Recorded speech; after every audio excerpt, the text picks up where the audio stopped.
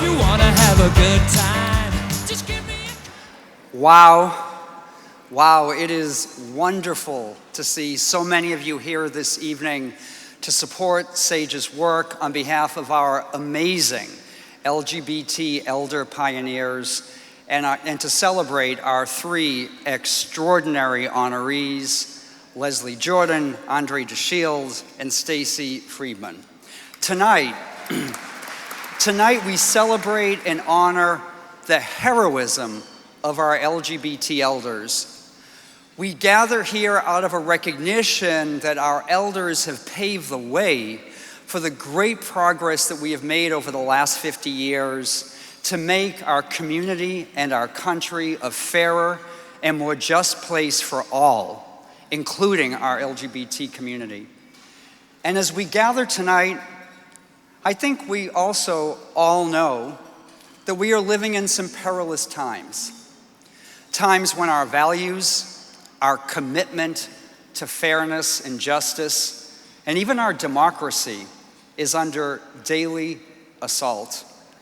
Times when we can struggle to know how to respond as citizens, as holders of our community's values, and even as decent human beings.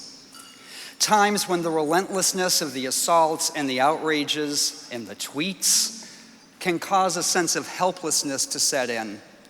And yet, we know that all throughout our history, people of goodwill have responded to the worst of times by acting on a fundamental truth. That we oppose injustice and we build a better society by seizing the opportunities to do justice that are within our reach. And tonight, we come together to celebrate and support a generation of LGBT elders, the Stonewall generation, who did just that, 50 years ago, on June 28, 1969, members of this generation gathered at the Stonewall Inn for what began as an evening of social refuge from the relentless discrimination that they faced at that time, and what ended in a moment of reckoning. It was in the early months of the administration of Richard M. Nixon, who eventually would be impeached for gross abuses of the office of the president. It was a year after the assassination of Martin Luther King Jr. It was at the height of the Vietnam War. Now, the folks at the Stonewall that night did not, in that moment, have within their grasp the opportunity to end a cancer on the presidency, or to erase the virulent racism of their time, or to end the war in Vietnam.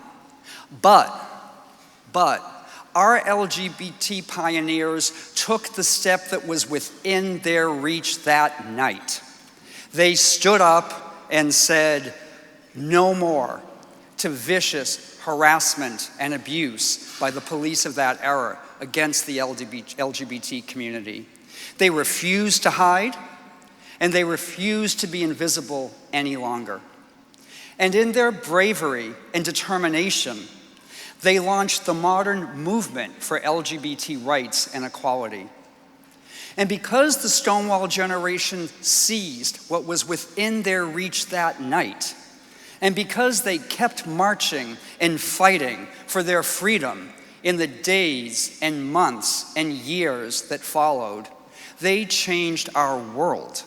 And they made it a much better place, not only for LGBT people, but for all people who love justice and equality. Now,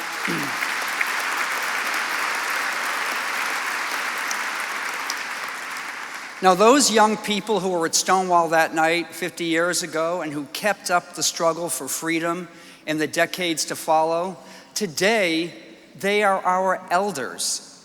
And because of their bravery, today we live in a world where my husband Fred and I can be proudly married. A world where many of us feel free to be out and proud where we work and where we live. A world where a gay man from middle America can be taken seriously as a candidate for president. And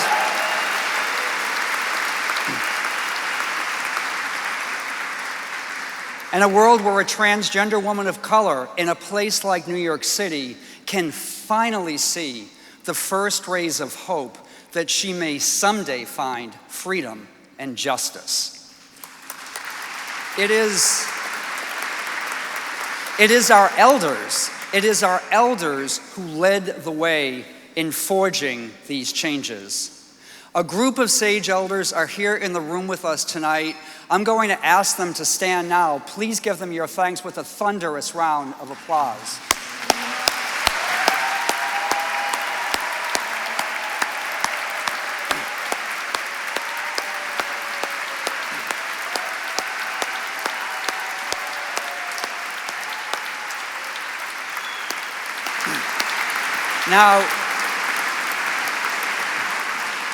Now, given everything that our LGBT elders have done for our community and our country, it would be reasonable to think that as they age, they will be treated like the heroes that they are. But far too many of our LGBT elder pioneers are growing old alone and isolated and invisible.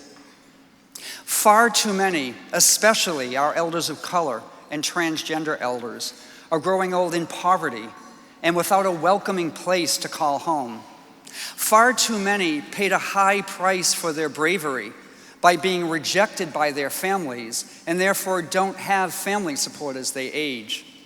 Far too many, when they seek out elder care and services that they desperately need, instead find discrimination and rejection. So much so that many of our elders are tragically forced to go back into the closet late in life in order to get the care they need without discrimination and abuse. This is wrong, and SAGE exists to change all of this, and with your help, we are. We are. Now, we run 5 SAGE centers across New York City that provide life-saving services to thousands of LGBT elders every year. Later this year, we will open New York City's first and the country's largest LGBT-friendly elder housing development with 145 beautiful and affordable apartments in Fort Greene and Brooklyn. Yes, and in early 2020, we will open a second LGBT elder housing development, this one in the Bronx. We run special programs for LGBT elder veterans and older folks living with HIV and transgender elders and so many others who face particularly difficult challenges. We have programs like SAGE Table that bring younger and older people together to learn from each other. We're training elder care providers to treat our elders with the respect they deserve.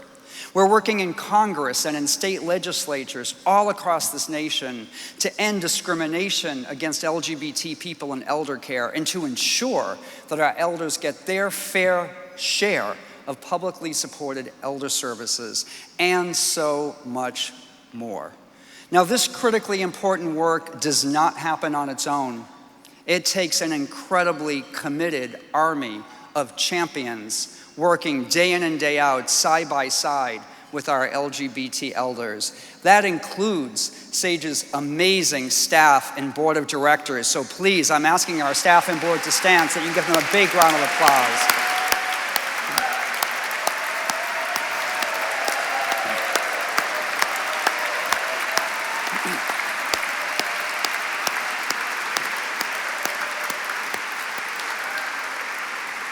This work also takes committed affordable housing developers like BFC and Don Capocha, and committed policymakers like Nicole Ferreira, and scores of pro bono law firms who help SAGE with our policy advocacy, and philanthropic leaders like the Calamus Foundation, and so many more. Please show your love for all of these incredible supporters of our elders with one more round of applause.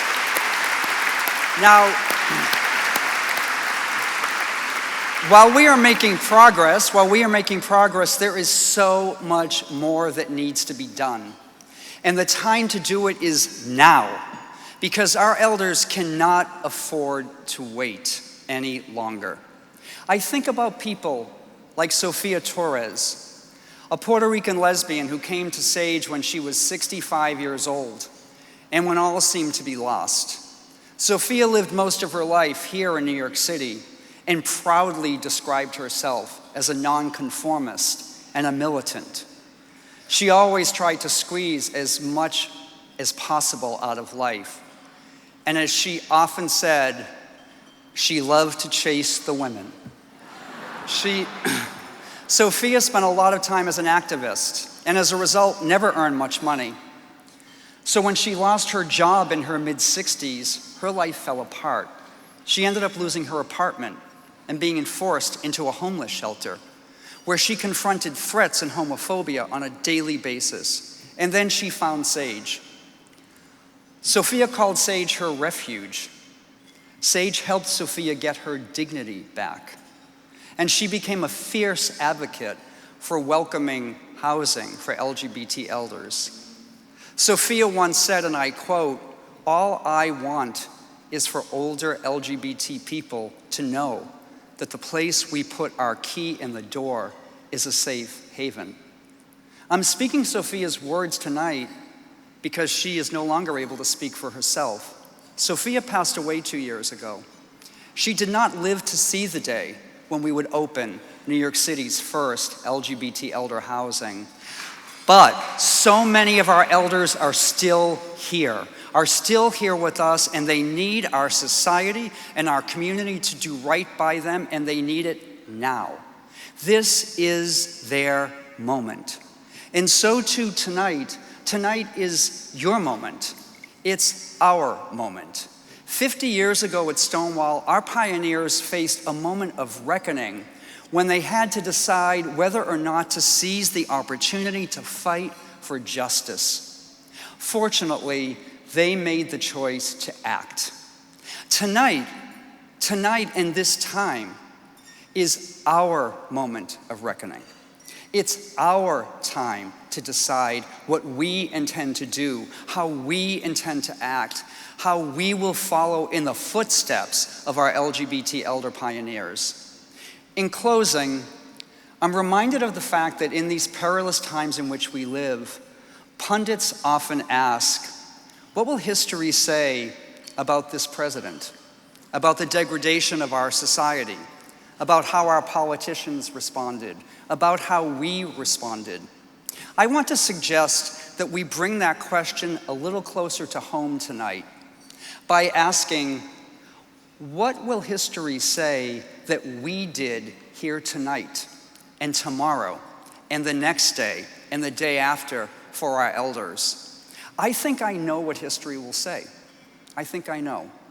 I think history will say that tonight, October 21, 2019, the almost 1,000 people in this room seized the opportunity that is right in front of us to do justice by celebrating our elders, by standing up for our elders, by embracing our moral responsibility to make a difference for the elders who have made such a difference for us.